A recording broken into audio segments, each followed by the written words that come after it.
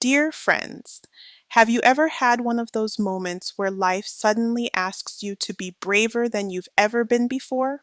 Well, today's story is about a kid who faced that exact moment. Meet Kato, a brave soul from a small village where the roaring threat of lions looms large. As his community struggles with fear, Cato decides to face the danger with nothing but courage and a heart full of compassion. Against all odds and disbelief, he sets out on a remarkable journey through the wild, showing us all that sometimes the truest strength lies not in arms or armor, but in understanding and kindness. Picture this. Early morning in East Africa. The sun is just waking up, stretching long golden rays across the open plains. The air is quiet, almost too quiet. The tall grass sways like it's whispering secrets, and in the distance you can hear the low rumble of animals starting their day. It looks peaceful, but there's tension in the air. Something big is about to unfold, and at the center of it all is a young boy named Kato, a boy whose courage and kindness would change everything. Stay with me, because this is the story of Kato, the boy who dared to walk with lions. Cato lived in a small, bright village right at the edge of the savannah. Everyone knew him, not because he was the strongest or the fastest, but because he had the kind of heart that made people smile. He helped the elders without being asked. He always made time for the little kids, even when they wore him out. And he loved listening to stories, real stories about life, choices, and the wisdom passed down from older generations. Cato wasn't perfect, but he paid attention. He learned from everything, and people noticed. Some villagers would shake their heads and laugh, saying, "This boy has an old soul."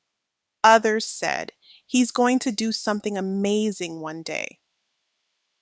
Turns out they were right. One season, things got tough. The heat was intense, water was low, and the animals, especially predators, were having a hard time finding food. That's when the lions started coming closer to the village. Not one or two, but a whole pride. At night, the villagers could hear their roars echoing across the plains, and soon goats and cows started disappearing. Panic spread fast. For many families, their livestock wasn't just property, it was survival. A meeting was called under the big baobab tree. Voices were tense, arguments broke out, and everyone was scared. "What do we do?" someone asked. "They're desperate," another replied, "and desperate animals don't just go away." For the first time in a long time, the village felt powerless. And then, through all the noise, a small voice spoke up. "I'll go." Everyone turned. It was Cato. His mother grabbed him. "No, no, absolutely not." His father stared at him, torn between pride and fear. "Cato," he said carefully, "you're brave, but bravery alone won't protect you." Cato nodded. "I know. But I also know the lions aren't trying to hurt us. They're trying to survive." The elders fell silent. He wasn't wrong.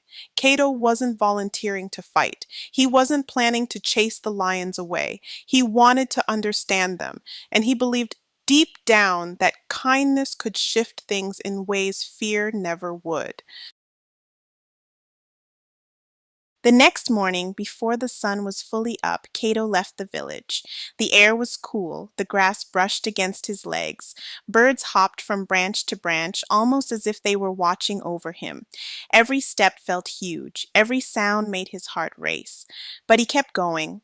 Along the way, he repeated some of the wisdom he'd learned from the elders. Fear grows in silence, but so does understanding. Speak softly, listen closely. He held on to those words like a guide, and with every step, the fear inside him shrank just a little. Then everything went still. No birds, no rustling grass, just silence. Kato felt it before he saw them. The lion stepped out from between the tall grass, strong, beautiful, and intimidating. Their leader, a massive lion with piercing amber eyes, locked eyes with him. Kato's heart pounded. He wanted to run, but he stayed. He placed a hand over his chest, right over his heartbeat, and bowed his head just a little.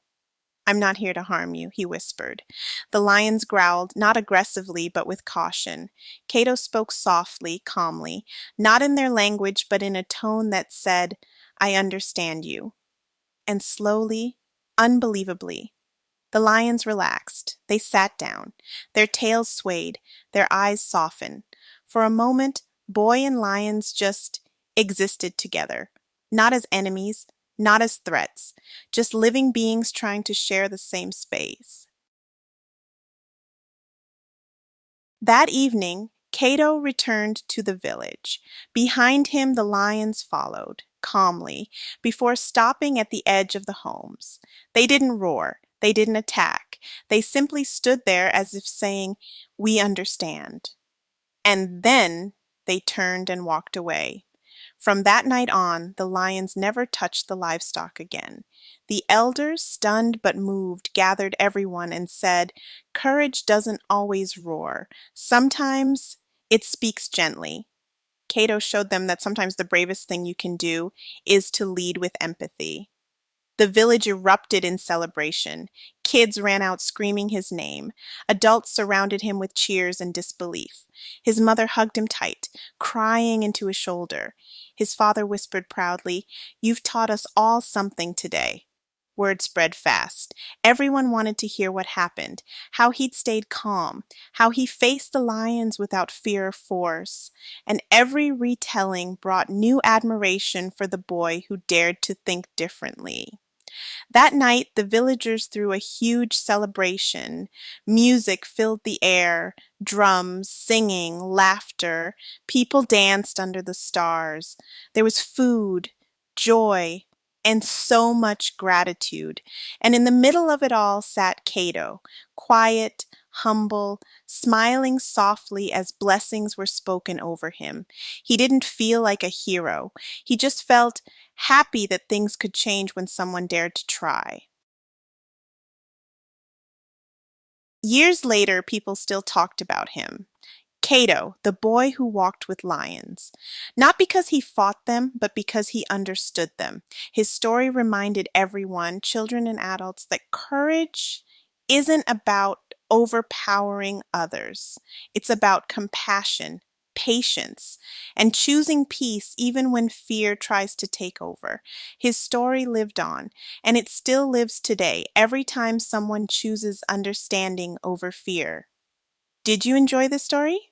Share what you learned from it in the comment section below.